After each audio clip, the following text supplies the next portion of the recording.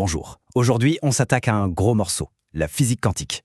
On dit souvent que c'est un domaine, un peu bizarre, un peu contre-intuitif. Et pourtant, c'est la théorie scientifique qui a le plus marché ces 100 dernières années. Elle est au cœur de notre quotidien, que ce soit dans nos smartphones ou notre façon de mesurer le temps. Alors, accrochez-vous bien, on va essayer de démêler tout ça ensemble. Commençons par une énigme, une vraie question de polar cosmique. Comment est-ce que l'objet le plus massif, le plus destructeur de tout l'univers, un trou noir peut tout simplement disparaître? Pouf, comme ça. La réponse, aussi folle soit-elle, elle se cache dans l'infiniment, infiniment petit. Pour comprendre ça, il faut d'abord regarder là où la physique semble, disons, perdre un peu les pédales. C'est notre première étape, une fissure dans le néant. Ok, les trous noirs, c'est un peu les ogres de l'univers, non? Ils se forment quand une masse gigantesque est écrasée en un point tellement minuscule qu'elle déchire littéralement le tissu de l'espace-temps. Rien, mais alors rien, même pas la lumière ne peut s'en échapper. Pendant longtemps, on a pensé que c'était un aller simple, sans retour possible. Mais il y a un mais. En 1974, le génial Stephen Hawking a balancé une bombe. Non, ces titans cosmiques ne sont pas éternels. Il a découvert qu'ils avaient une faiblesse, leur talon d'Achille, et que la clé de tout ça se cachait, dans le monde quantique. Voilà le secret, et c'est là que ça devient vraiment étrange. Il faut comprendre un truc, le vide de l'espace, en fait, n'est pas vide du tout. Ça bouillonne en permanence de paires de particules virtuelles qui apparaissent et disparaissent aussitôt. Normalement, on ne voit rien. Sauf qu'au bord d'un trou noir, c'est le drame. Il y en a une qui tombe dedans, et l'autre, hop, elle s'échappe. Et comme sa jumelle a disparu, la particule rescapée ne peut plus s'annihiler. Elle devient bien réelle et s'enfuit dans l'espace. Ce petit filet de particules, c'est ce qu'on appelle le rayonnement de Hawking. Et, goutte après goutte, sur des milliards et des milliards d'années, cette toute petite fuite finit par faire s'évaporer complètement le trou noir. Incroyable, non? Bon, on a vu le quoi, maintenant voyons le comment. On quitte un instant le cosmos pour plonger dans les règles du jeu, les règles secrètes et franchement déroutantes de l'univers quantique. Là, on assiste à une rupture totale. D'un côté, on a le monde classique de Newton. C'est une belle mécanique d'horlogerie. Si on connaît le point de départ, on peut prédire l'arrivée. C'est rassurant. De l'autre côté, le monde quantique. Là, c'est plutôt un casino. On ne peut jamais être sûr du résultat, on ne connaît que les probabilités. Et le plus dingue, c'est que le simple fait d'observer, de mesurer, change le résultat. C'est comme si la nature attendait qu'on regarde pour se décider. Cette nouvelle vision des choses, basée sur le hasard, a vraiment secoué tout le monde, même les plus grands esprits. Albert Einstein, par exemple, a eu cette phrase hyper célèbre. « Dieu ne joue pas au dé avec l'univers ». Pour lui, c'était impensable. Et pourtant, toutes les expériences depuis l'ont confirmé, au niveau le plus fondamental, l'univers semble bien lancer les dés en permanence. Le concept clé derrière toute cette étrangeté, c'est ce qu'on appelle la superposition.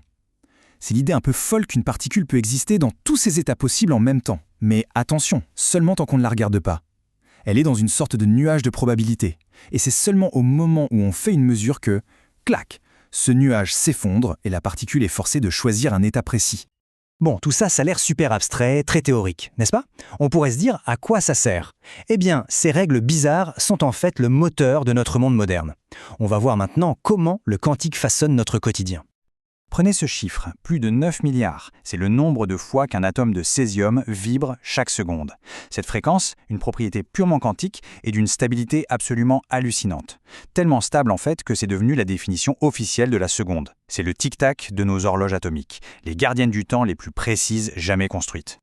Et cette précision de fou, ce n'est pas juste pour le plaisir des physiciens. Elle est vitale pour le GPS de nos téléphones, qui a besoin d'une synchronisation parfaite entre les satellites. Elle est aussi derrière les transactions financières mondiales, les communications Internet. Bref, on ne s'en rend pas compte, mais on vit déjà à l'heure quantique. Un autre exemple qu'on connaît tous, le laser. Une ampoule classique, c'est le chaos. C'est comme une foule où chacun chante une chanson différente et faux. Les photons partent dans tous les sens. Un laser, en revanche, c'est l'harmonie parfaite. C'est comme une chorale d'un milliard de voix qui chantent toutes la même note au même moment. C'est cette cohérence qui lui donne toute sa puissance. Après avoir vu comment le quantique a changé notre présent, regardons vers l'avenir, vers la prochaine grande révolution qui se prépare, l'informatique quantique. L'informatique d'aujourd'hui est basée sur le bit. C'est un simple interrupteur, soit 0, soit 1. L'informatique quantique, elle, utilise le qubit. Et là, grâce au principe de superposition, un qubit peut être 0, 1 ou les deux en même temps.